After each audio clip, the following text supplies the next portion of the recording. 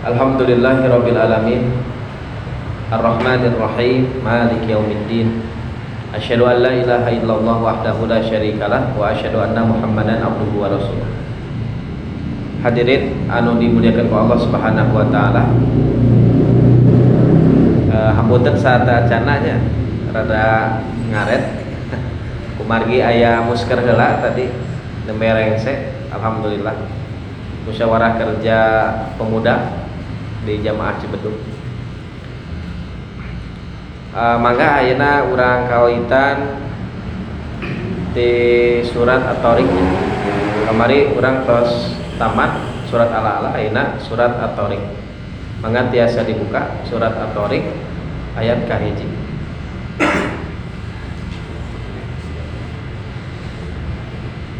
A'udzu billahi minasy syaithanir rajim. Bismillahirrahmanirrahim. Was-samaa'i wat-tariq. Was-samaa'i wat-tariq. Wa ma mat-tariq. Wa ma mat-tariq.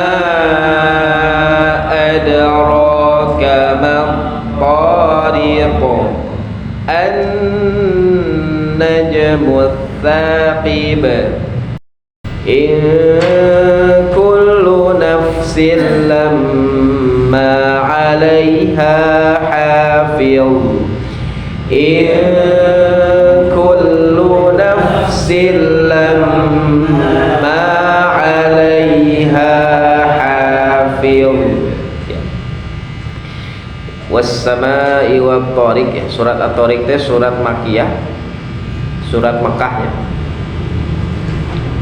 Allah Subhanahu wa taala berfirman, was-samaa'i, demi langit, wat-tariq, dan yang datang pada malam hari. Allah banyak bersumpah dengan langit karena langit adalah makhluk yang terbesar. Tidak ada yang bisa mengalahkan makhluk satu ini. Jadi kalau ditanya apa makhluk terbesar yang Allah ciptakan, ya langit. Dilihat keluar langit, ya. Bisa menanggung benda-benda yang sangat banyak. Bahkan malaikat, kan dia langitnya besar seperti ini. Siapa yang mengisi langit? Ya jawabannya malaikat. Malaikat yang mengisi langit. Apa yang dilakukan malaikat? Bersujud, bertasbih, memahasucikan Allah Subhanahu wa taala. Wat-tariq maksudnya adalah yang datang pada malam hari. Al-ityanu bil lail, datang pada malam hari. Dina hadis Rasulullah meningatkan, idza qadima ahadukum, jika salah seorang dari kalian datang lailan pada malam hari, fala yatiyanna ahlahu turuqan. Nah, turuqan, ayat ini ayat kalimat turuqan. Maka jangan ia mendatangi istrinya pada malam hari. Jadi pun safar uih ke bumi tekenging cenah masuk ke rumah istrinya, rumah dia gitu ya. Hatta tastahiddal magibatu wa tamtashital asyaithah, sampai wanita tersebut, ya, mencukur bulu-bulu kemaluannya dan menyisir rambutnya. Ieu mah kapungkur, laranganna kapungkur, ieu berlakuna. Pami ayeuna saur ulama apakah masih berlaku? Tidak berlaku. Karena sekarang ada alat komunikasi. Kenapa ini dilarang oleh Rasulullah? Rasulullah ingin menutup celah-celah kemadorotan. Nanti dikhawatirkan, ya, nah, ini namakan musim ada yang surprise, nah, tidak ada surprise gitu, ya. Ini di samping ingin menutup celah kemadorotan. Apa yang terjadi misalkan kalau suami tidak bilang dulu pada istri, saya mau pulang malam ini misalkan. Mungkin istri belum siap, rumah masih papalata gitu, anak-anak masih belum siap untuk tidur misalnya, ya, masih ribut. Kan yang dibutuhkan oleh suami ketika datang ke rumah itu kan ketenangan, ya kan? Atau misalkan belum menyisir, makanya di dalam hadis ini sampai istrinya nyisir dulu rambut, sampai bahkan disuruh cukur dulu bulu kemaluannya. Kata Rasulullah alaihi salatu wassalam, hadis riwayat Bukhari dan Muslim, ya. Nah, atau mungkin ada sesuatu yang terjadi misalkan, Allahu a'lam, misalkan, ya, baik itu kebaikan atau kejelekan misalkan yang terjadi di rumah itu. Nah, supaya Rasulullah menutup celah kemadharatan. Nah, makanya disunahkan, ya, atau dianjurkan pada seorang muslim yang bersafar. Kalau dulu kan safar jauh, lama, tidak hanya ayah-ayah makan ke Jakarta bisa 2 jam pulang gitu, ya, 2 jam beres di sana, ya, atau 2 jam nyampe ke sana, 2 jam lagi pulang misalkan, kan bisa, ya, 6 jam sudah beres. Tapi kalau dulu lama sekali karena belum ada kendaraan bermotor. Tapi intinya at-thariq di sini maksudnya adalah yang datang di malam hari.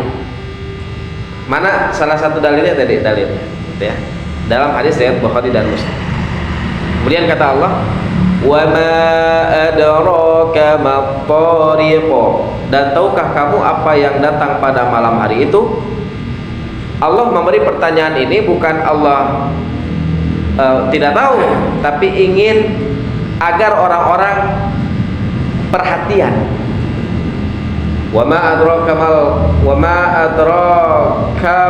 kamal haqqah, misalkan, ya, ditanyakan tentang al-haqqah, tentang kiamat, ditanyakan tentang al-qari'ah, ya. Nah, di sini ditanyakan tentang at-thariq, berarti agar orang ingin memperhatikan apa ini yang datang pada malam hari. Maka jawabannya di ayat ketiga, an-najmu tsaqib, yaitu bintang yang bersinar tajam. At-thariq adalah bintang yang menembus. Bintang itu tidak muncul kecuali di malam hari, yang pada malam hari cahaya bintang itu menembus langit, ya. Nah, intinya ini ingin Allah itu mengungkapkan kekuasaannya pada orang-orang Quraisy dulu atau pada zaman sekarang, bahwa Allah mampu menciptakan bintang yang jauhnya luar biasa miliaran kilometer, tapi bisa terlihat oleh mata kepala manusia yang ada di bumi, bisa melihat, ya. Eta ge lamun teu kahalangan ku awan, ya. Tapi mun kahalangan mah nya teu tiasa ditinggal. Tapi bisa terlihat, luar biasa ciptaan Allah Subhanahu wa taala. Nah, sumpah yang tadi Allah sebutkan ingin menegaskan apa? Kan biasanya kalau sumpah ingin menegaskan sesuatu. Apa yang Allah ingin tegaskan? Ayat keempat, in kullu nafsin lamma 'alaiha hafiz. Setiap orang pasti ada penjaganya. Ini yang Allah ingin tegaskan. Yen urang teh akan diikuti oleh raqib dan atid kemanapun kita berada. Kata Allah, wa inna 'alaikum lahafizin. Sesungguhnya bagi kamu ada malaikat-malaikat yang mengawasi. Atau dalam ayat lain misalkan, ma yalfidhu min qaulin illa ladaihi raqibun atid, ya. Tidak ada satu kata yang diucapkan, mau mengucapkan apa? Mengucapkan kejelekan atau kebaikan, illa ladaihi raqibun atid, yang mana di sisinya siap ada pengawas malaikat yang selalu siap mencatat. Termasuk rencana dalam hati, niat pun sudah siap. Ini mau niat baik, ya, kalau niat baik ditulis niat baik. Ketika tidak dilaksanakan sudah satu berarti. Tapi ketika dilakukan niat baik tersebut, maka akan dikalikan ratusan kali lipat, ya, 700 kali lipat. Mun ayeuna mah kan zaman teh zaman bukan secara lisan, tapi secara tulisan. Kolom komentar disediakan oleh si pembuat Facebook, oleh si pembuat YouTube, oleh si pembuat Twitter, oleh si pembuat IG, disiapkan seluas-luasnya itu kolom komentar. Mau berkomentar apa? Di sana siap raqib atid. Dan ini berbahaya sekali. Makanya setiap kita berkomentar di Facebook, di YouTube, maka kita membuka lembaran hisab yang baru bagi diri kita. Harus takut, harus berhati-hati. Makanya ketika abdi sok emot gitu ke ayat iya, kurang teh aya raqib atid. Ketika ingin berkomentar, aduh bisi salah ucap, bisi, karena ini tersimpan kan, tersimpan dan akan dibaca oleh semua orang. Bagi orang yang membaca ngambil faidah, alhamdulillah, kebaikan. Makanya gunakan sarana komentar status itu untuk berdakwah. Kita dakwah bisa sekali klik bisa tersebar, tapi dakwahnya yang betul juga. Dakwah liberal kan itu batil. Dakwah liberal ya, dakwah orang-orang yang tidak bisa menjaga lisannya, nah itu kan bahaya. Nah sekarang orang-orang berkomentar menjelek-jelekan pemerintah, umpamanya menjelek-jelekan pemerintah, jangan sangka pemerintah itu bisa dapat pahala walaupun misalkan zalim pada rakyatnya, tapi pemerintah bisa diampuni Allah karena lisan-lisan rakyatnya itu jelek mengumpat pemerintah. Pemerintah bisa dapat pahala umpamanya ya. Ini salah satu contoh. Ada orang yang update status ini komentar jelek ya, muka kamu jelek misalkan. Sekarang banyak sekali ya. Atau kemarin ya ketika sepak bola banyak sekali orang-orang yang menghina itu pemain bola. Siapa? Ada kan? Marcelino itu dihina sampai Marcelino pun buat status. Sudah hal-hal seperti itu tidak usah ya. Berbahaya. Makanya kata Rasulullah, man kana yu'minu billah wal yawmil akhir, siapa yang ngaku beriman pada Allah dan hari akhir, falyaqul khairan aw liyasmut, maka berkatalah yang baik, kalau tidak bisa ya diam saja. Hadirin rahimani wa rahimakumullah. Kemudian kita lihat lagi ayat kelima. Falyanzuril insanu mimma khuliqa. Falyanzuril insanu mimma khuliqa. Khuliqa mimma dafiq. Khuliqa mimma dafiq. Yakhruju min bainis sulbi wad daraib. Yakhruju min bainis sulbi wad daraib. Innahu ala raj'ihi laqadir. Innahu ala raj'ihi laqadir. Yauma tublas sarair.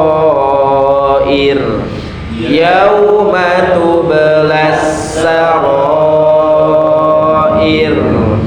Fama lahu min quwwatin wala nasir. Fama lahu min quwwatin wala nasir. Baik. Kemudian Allah berfirman, fal yanzuril, maka hendaknya manusia memperhatikan, al-insan maksudnya manusia memperhatikan, mimma khuliq, dari apa dia diciptakan. Dari apa manusia diciptakan? Kata Allah, khuliqa mimma indafik, dia diciptakan dari air yang terpancar, bukan air mani. Di sini dijelaskannya air. Ya. Dari apa air itu turun atau berasal? Yakhruju min bainis sulbi wat taraib, yang keluar dari antara tulang punggung dan tulang dada. Hadirin rahimani wa rahimakumullah. Abdi kantos mendapatkan pertanyaan dari seorang dokter. Kebetulan memang pengajar beliau itu setiap 1 minggu 2 kali, dan di sela-sela pengajaran kita selalu membahas tentang tafsir. Alhamdulillah sekarang sudah masuk ke juz 26 ya, alhamdulillah. Dari juz 30 beres, 29, 28, 27, sekarang 26. Nah dulu ketika bahas juz 30, beliau tanya ayat ini. Nah cenah air mani memang dari sulbi wa taraib, dari tulang punggung dan tulang dada. Bukannya air mani itu dari testis ya. Pemasok air mani terbesar kan testis. Di sana saya tidak bisa jawab karena tidak dijelaskan dalam tafsir-tafsir biasa. Saya cari jawabannya, kalau mencarikan pada orang yang ahli ya. Maka saya bertanya pada YouTube, pada Google, lihat siapa yang ahli dalam hal ini. Maka Allah Subhanahu wa taala memang sudah menyiapkan penolong-penolong. Ya. Jadi di antara penolongnya yang di abad ini ya Dr. Zakir Naik. Beliau seorang pendakwah, ahli perbandingan agama, ahli juga dalam sains karena beliau seorang dokter. Maka ternyata benar, kebanyakan orang Nasrani itu meragukan keislaman atau meragukan agama Islam, itu biasanya mengambil ayat ini. Lihat, Quran saja tidak benar. Masa air mani terbuat dari atau berasal dari as-sulbi wa taraib, dari tulang punggung dan tulang dada? Ini tidak mungkin. Ini berarti hoax, Quran hoax. Nah, kumaha cara ngejawab? Maka ditanyakan pada Dr. Zakir Naik ya. Maka Dr. Zakir Naik jawab. Nah ini yang bertanya nggak paham ilmu kedokteran ya, yang bertanya. Nah kalau kita lihat ayat ini hadirin, Allah sangat detail. Kalau biasanya kan air mani atau air yang ini itu mimma immahin atau nutfah gitu ya, bahasa Arabnya atau bahasa Qurannya nutfah atau mimma immahin, jelas itu air yang hina ya, air mani. Kalau ini air yang terpancar, makanya dalam terjemah maninya dalam kurung, air mani yang terpancar. Maka dijelaskan oleh Dr. Zakir Naik, embrio atau seorang manusia dulu asalnya janin kecil, dan di dalam janin itu ada organ-organ yang masih bergabung dalam ginjal. Nah, di manakah organ-organ itu terdapat? Organ-organ ini terdapat, kata beliau, itu di antara tulang punggung dan tulang dada. Sama persis dengan apa yang Allah kabarkan. Ini ilmu kedokteran yang baru ditemukan 100 tahun, kurang lebih 100 tahun kemarin. Sedangkan Quran sudah bilang 1400 tahun.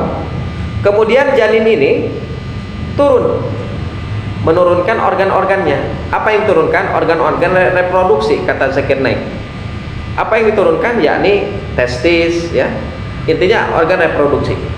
Bahkan sampai seorang itu dewasa, penyumbang terbesar untuk sperma itu adalah berasal dari tulang punggung dan tulang dada.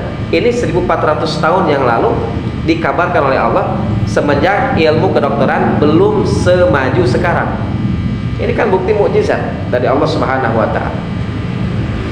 Maka saya jawab kepada dokter tersebut ya, pada murid saya itu, benar tidak Pak, bahwa pembuluh darah adalah penyumbang yang berasal dari tulang punggung dan tulang dada ya, antara tulang punggung dan tulang dada menyumbang ke testis. Nah kalau itu benar, pembuluh darah kalau sekarang ya. Tapi kalau dulu ketika kita masih janin, memang reproduksi dulu, testis dan lain sebagainya itu berada di antara tulang punggung dan tulang dada. Hadirin rahimani wa rahimakumullah, ini di antara kemukjizatan Al-Qur'an. Kemudian hadirin, apa hikmah yang bisa kita ambil? Bahwa kita itu tercipta dari air yang hina, air yang keluar, tidak ada orang yang mau menyimpannya, tidak ada orang yang mau menyimpannya di lemari jadi pajangan gitu, tidak, dibuang kan air mani. Makanya kata Hasan Al-Basri dalam tafsir Al-Qurtubi disebutkan, kaifa yatakabbaru man kharaja min sabilil bauli marratain. Kumaha cenah aya jelema bisa sombong, manehna teh kan keluar tina jalur air kencing 2 kali. Nu kahiji ti jalur air kencingna si bapak, nu kadua ti jalur air kencingna si ibu. Makanya ada seorang yang sombong, berjalan dengan sombong. Kemudian dia berkata pada seorang ulama, "Kamu tidak tahu siapa saya?" Maka ulama tersebut mengambil atau sama ya pendapatnya atau yang dikeluarkan oleh Hasan Al-Basri. "Ya, saya tahu. Kamu itu adalah orang yang keluar dari 2 lubang air kencing." Makanya mau apa yang disombongkan? Hadirin rahimani wa rahimakumullah. Nah, itulah hakikatnya manusia. Dia itu adalah makhluk yang hina, namun dia bisa mulia, namun dia bisa menjadi atau dipandang orang ya karena anugerah dari Allah Subhanahu wa taala. Tentunya dia bisa dihormati karena jabatan umpamanya, bisa dihormati karena hartanya umpamanya. Siapa yang memudahkan dia untuk nyampe ke sana? Ya Allah Subhanahu wa taala. Cuman ketika sudah nyampe, jangan sampai lupa pada Allah Subhanahu wa taala. Harus ingat, oh, alhamdulillah. Makanya kata Allah, wa amma bi ni'mati rabbika fahaddits. Ya. Alhamdulillah, ini dari Allah. Ya. Tidak boleh sombong. Kemudian kata Allah di ayat 8, innahu ala rajaihi laqadir. Sesungguhnya Allah benar-benar kuasa untuk mengembalikannya. Di sini ada 4 pendapat. Yang pertama, maksudnya apa? Dikembalikan. Maksudnya ketika air mani keluar, kalau misalkan nyambung dari ayat sebelumnya, maka Allah mampu mengembalikan air mani setelah terpancarkan. Ya kalau cek orang mah psikologika kan kumaha carana kita air mani diasupkan deui. Atau air susu ibu dimasukkan lagi ke puting ibunya kan tidak bisa. Susah ya. Odol dikeluarkan pakai apa? Pasta gigi, keluarin, coba masukin lagi, susah. Tapi Allah mampu. Pendapat kedua, maksudnya Allah mampu mengembalikan manusia kembali menjadi air mani. Ini pendapat dari para ulama. Kalau Allah berkehendak, kamu sombong misalkan, Allah mampu membuat kamu menjadi air mani lagi. Kemudian pendapat yang ketiga, Allah mampu membuat manusia yang tua menjadi muda lagi, kondisi muda atau menjadi anak-anak lagi, Allah mampu. Nah, ini dipapai katanya pendapat ulama ya. Ini asik ya kalau kita baca tafsir ya. Pendapat-pendapat biasanya dalam tafsir At-Tabari ini banyak sekali. Makanya At-Tabari itu, ini sedikit saja, At-Tabari itu disebutnya Syekhul Mufassirin, gurunya para mufassir, karena beliaulah yang pertama kali menulis tafsir komprehensif. Bagaimana metodenya, gayanya? Beliau meletakkan ayat Quran, kemudian beliau meletakkan pendapat-pendapat, pendapat A, B, C, D, E, F, F, G, terus ya. Kemudian beliau mengambil pendapat yang paling kuat, yang menurut beliau paling kuat. Pendapat yang mana saja yang beliau ambil? Pendapat dari hadis, dari Al-Quran, dari qaul salaf. Kemudian pendapat yang keempat diantaranya, Allah mampu membangkitkan kembali manusia. Manusia hancur, manusia mati, Allah mampu membangkitkannya kembali. Nah, inilah pendapat yang kuat, pendapat yang lebih tepat kalau dilihat dari konteks pembicaraan tentang hari kebangkitan. Jadi manusia itu hidup dari air yang hina, dia hidup, kemudian Allah mampu ketika dia mati mengembalikannya seperti sedia kala. Hadirin rahimani wa rahimakumullah. Kemudian di ayat ke-9 Allah menyatakan yauma tublas sarair. Pada hari ditampakkan segala rahasia. Semuanya akan ditampakkan, bahkan tangan, kaki pun akan ikut berbicara, mulut akan ditutup. Kalau ada yang bertanya, masa jana tangan bisa berbicara, kaki bisa berbicara, ini gimana caranya? Maka ini pertanyaan dari orang munafik ini sebenarnya. Karena apapun yang Allah kabarkan kepada kita, termasuk bagaimana kondisi di hari akhir, apa tugas seorang mukmin? Sami'na wa ata'na. Kami mendengar dan kami taat. Maka nanti akan ditampakkan oleh Allah Subhanahu wa taala segala rahasia. Yaumul hisab, ya. Hari yang mengerikan, hari yang menegangkan.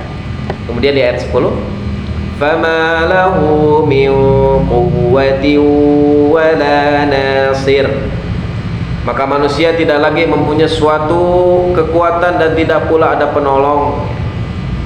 Makanya kata Allah dalam surat Al-Mu'minun, fa idza nufikha fis suri fala ansaba bainahum yauma idzin wala yatasaalun. Apabila sangkakala ditiup, tidak ada lagi tali keluarga, sudah beres, tidak ada lagi nasab. Fala ansab bainahum, tidak ada lagi tali nasab di antara mereka pada hari kiamat. Dan tidak pula mereka akan saling bertanya, anak, bapak akan sama-sama cuek, akan sama-sama memikirkan ini bagaimana nasib saya, selamat atau tidak. Bahkan kata Rasulullah SAW, ya Fatimatu binta Muhammadin salini ma syi'ti min mali la ugni anki minallahi syai'an. Wahai Fatimah, anaknya Muhammad, Fatimah anak yang Rasulullah cintai, minta padaku apa yang kau mau dari hartaku. Sok, minta apa? Silakan. Aku tidak bisa menolongmu sedikit pun di hadapan Allah Subhanahu wa ta'ala. Tidak berguna nasab pada hari itu. Tidak seperti perkataan, ya maaf ya, ini seorang ngaku Habib, ya, perkataan bahwa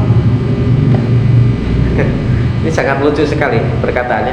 Ada satu Habib, dia itu seorang maksiat, pelaku maksiat, tara sholat, tara naon misalkan, ya, dibandingkan 70 orang alim ulama misalkan, dibandingkan, nah ini 70 alim ulama itu masih belum bisa sebanding dengan keturunan Rasulullah ini yang pelaku maksiat ini. Ini dari mana ini dalilnya? Ini dari mana ya? Ngawur ya. Pendapat itu ngawur. Dari mana? Kita menghormati mereka, ya, tentunya ya, keturunan Rasulullah alaihi salatu wassalam. Namun tentunya itu bukan jadi jaminan mereka akan selamat. Dalil ini hadis riwayat Bukhari dan Muslim, jelas. Fatimah saja kata Rasulullah, aku tidak bisa menolongmu dari Allah sedikit pun. Nah, ini jaraknya jauh sekali. Habib sudah ribuan tahun. Buah-buah ya benar atau ente gitunya kan tidak tahu juga.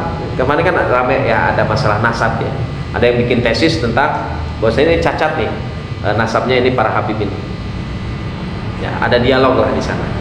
Ilmiah tentunya. Luar biasa. Hadirin rahimani wa rahimakumullah. Nah, itu berbahaya ya. Makanya ada seorang Habib ya berarti bisa melakukan seenaknya.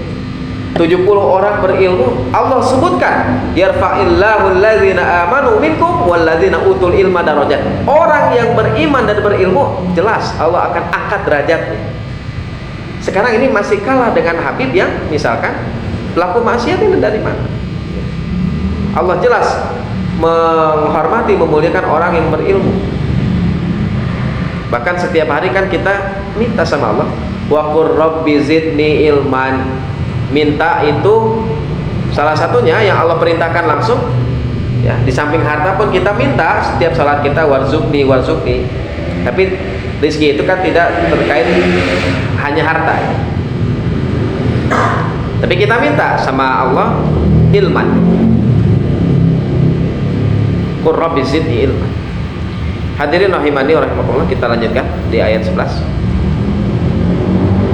Was-samaa'i dzatir raj' was-samaa'i dzatir raj'. Ainnya jangan sampai hilang ya. Jadi jangan sampai gini. Dzatir raj'. Nah, ainnya tidak ada, harus ada ainnya. Dzatir raj'. Nah, ada ainnya. Nah, kenapa kalau misalkan tidak disebut ainnya nanti menghilang satu huruf? Kita sudah menghilangkan satu huruf dalam Al-Quran kalau tidak terbaca. Contoh misalkan surat An-Nasr ini banyak yang keliru juga. Banyak yang baca gini, idza jaa nasrullahi wal fath. Ada yang hilang gitu. Apa yang hilang? Ha, huruf ha. Wal fathu. Nah, kumaha carana supaya bisa terbaca? wal fath. Nah, ada haknya. Jadi ada nafas yang keluar. Itu ciri bahwa haknya tidak hilang. Wal ardi dzatis sada. Wal ardi dzatis sada. Innahu laqawlun fasl. Innahu laqawlun fasl. Fasl ya, ada lamnya. Wa ma huwa bil hazl. Wa ma huwa bil hazl. Baik. Kita perhatikan ayat 11. Was-samaa'i dzatir raja. Demi langit lagi disebut dzatir raja, yang mengandung hujan. Nah, dalam ilmu fisika ada yang disebut evaporasi, atau dalam ilmu geografi ya kalau tidak salah. Ada ilmu sedikit-sedikit yang masih nempel dulu waktu sanawiyah. Ada evaporasi, ada transpirasi. Evaporasi itu adalah penguapan air secara langsung dari air laut, langsung naik, karena panasnya matahari bisa menjadikan dia menguap. Maka nanti berkumpul di atas dan dihembuskan angin, maka akan turun di mana saja Allah takdirkan turun, ya turun. Kalau misalkan dirasa sudah mendung tapi Allah tidak takdirkan turun, ya tidak akan turun. Ada juga transpirasi. Kalau transpirasi secara tidak langsung, contoh dari misalkan air yang keluar dari solokan gitu ya, atau dari sungai, atau dari pakaian yang dijemur. Intinya itu ilmu pengetahuan yang ditemukan ingin menjelaskan bahwa Al-Quran itu tidak kontradiktif dengan ilmu pengetahuan yang ada ya. Jadi tidak berseberangan. Kata Al-Quran bahwa di langit mengandung hujan, maka ilmu pengetahuan pun menyebutkan bahwa ya, asalnya air hujan itu dari bawah nguap ke atas. Makanya ini bisa ya disinkronkan antara sains dan Al-Quran. Cuman tidak bisa juga kita sebutkan Al-Quran adalah kitab sains, ya tidak bisa. Al-Quran adalah kitab petunjuk. Cuman Al-Quran bisa jadi pijakan awal atau membuktikan keilmiahannya dengan adanya ilmu pengetahuan yang ada. Maaf ya, tidak seperti halnya Bible ya, tidak seperti halnya kitab-kitab rujukan orang-orang yang non muslim, orang kafir, yang mana itu tidak ilmiah. Banyak misalkan sejarah, fakta sejarah yang tidak cocok. Hadirin rahimani wa rahimakumullah. Kemudian kata Allah, wal ardi dzatis sada, dan bumi yang mempunyai tumbuhan-tumbuhan at-tasyaqquk ya, yakni al-infitar ya, yakni terbelahnya tanah karena keluarnya tumbuhan ke atas. Tanah bisa terbelah karena tumbuhan keluar. Ya, ini diantara kekuasaan Allah Subhanahu wa ta'ala. Ini pernah dibahas dalam tafsir Al-Falaq. Tafsir Al-Falaq, surat Al-Falaq itu kan membelah. Al-Falaq itu artinya membelah. Falikul habbi wan nawa, kata Allah dalam ayat lain. Allah yang membelah biji. Siapa yang bisa membelah biji sehingga akan memunculkan dahannya ke atas atau batangnya ke atas ya. Siapa? Ya Allah Subhanahu wa ta'ala. Para petani tidak bisa biji dibukaan gitu ya, tidak bisa. Hanya para petani itu hanya menanam saja, tapi yang membelahnya Allah Subhanahu wa ta'ala. Kemudian kata Allah, innahu laqawlun fasl. Sungguh Al-Quran itu benar-benar firman pemisah antara yang hak dan yang batil ya.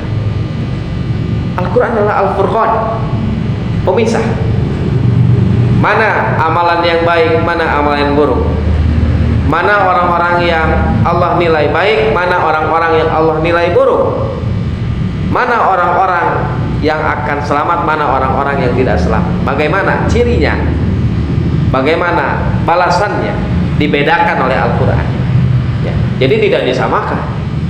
Orang liberal menyamakan orang muslim dan orang kafir itu sama-sama akan masuk surga. Di mana itu letak pembedaannya, di mana? Ya. Padahal Al-Qur'an adalah Al-Furqan, memisah. Wa ma huwa bil hazl, dan Quran bukan senda gurau. Tidak seperti yang diucapkan oleh orang kafir. Apa? Idza tutla alaihi ayatuna qala asatirul awwalin.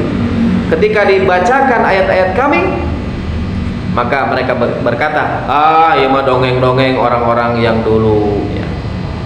Apakah ada zaman sekarang? Kayak kalau ada ya sama berarti seperti orang-orang yang dulu. Hadirin rahimani wa rahimakumullah. Maka Quran adalah bukan kitab senda gurau. Di dalamnya penuh dengan petunjuk yang harus kita pelajari dan kita amalkan dan ajarkan. Tentunya. Kita baca lagi ayat 15 sampai akhir ya. Innahum yakiduna kaida. Innahum yakiduna kaida wa akidu kaida wa akidu kaida famahhilil kafirina amhilhum ruwaida famahhilil kafirina amhilhum ruwaida. Innahum, sesungguhnya mereka, yakiduna kaida, merencanakan tipu daya yang jahat. Wa akidu kaida. Nah, ini balasan dari Allah Subhanahu wa taala. Dan aku pun membuat rencana tipu daya yang lebih jitu. Mereka punya tipu daya, aku pun punya tipu daya. Makanya kan orang munafik ini kan selalu bilang bahwa kata Allah, idza laqul ladina amanu wa idza laqul ladina amanu qalu amanna. Kalau bertemu dengan orang beriman, kami beriman. Wa idza khalau ila syayatinihim, kalau mereka pulang pada setan-setan mereka, qalu inna ma'akum innama nahnu mustahzi'un. Mereka bilang kami bersamamu dan kami hanya mengolok-olok. Ada orang api-api jangan jadi Islam ya, seperti itu. Dan ini terjadi banyak sekali. Munafik sekarang dengan dulu itu lebih mending munafik dulu. Munafik dulu mah apa perbedaannya? Munafik dulu kalau ingin membuat tipu daya atau makar, mereka bersembunyi. Mereka bersembunyi, tidak berani menampakkan diri. Tapi kalau munafik sekarang bahkan bisa dibilang zindik ya, orang sekarang ini tidak tahu malu ya. Mereka berterang-terangan mengatakan seenaknya lisan mereka, mengatakan yang jelek tentang Al-Quran, mengatakan yang jelek tentang Rasulullah alaihi salatu wassalam, mengatakan yang jelek tentang hukum yang Allah sudah tetapkan. Mereka lebih berani daripada munafik dulu. Munafik dulu celaka ya, munafik sekarang celaka, cuman mereka lebih berani. Tapi kata Allah apa? Allahu yastahzi'u bihim wa yamudduhum fi tughyanihim ya'mahun. Allah yang akan mengolok-olok mereka dan Allah akan membiarkan mereka terombang-ambing dalam kesesatan. Ini berbahaya ini ya. Apa yang disebut dengan istidraj, sanastadrijuhum min haitsu la ya'lamun. Istidraj itu tahapan demi tahapan. Allah menghukum tapi dengan bertahap ya. Mereka diberikan dulu rezekinya, kekayaan dikasih, kenikmatan ya. Tapi itu adalah istidraj, menghukum ya. Makanya musibah apa yang terbesar ya? Ini pernah dibahas kalau tidak salah, cuman saya ungkap kembali. Musibah apa yang terbesar yang menimpa orang muslim? Bukan musibah berupa bencana, bukan musibah berupa kebakaran. Kalau kebakaran, bencana bisa membuat orang eling deui gitu ya, bisa membuat orang ingat lagi pada Allah. Tapi musibah terbesar adalah di mana dia tidak mau taat lagi pada Allah. Dia sudah menganggap kalau meninggalkan sholat itu tidak dosa. Itu musibah, berbahaya. kalau misalkan tidak puasa itu tidak dosa. Bayaran tidak dosa.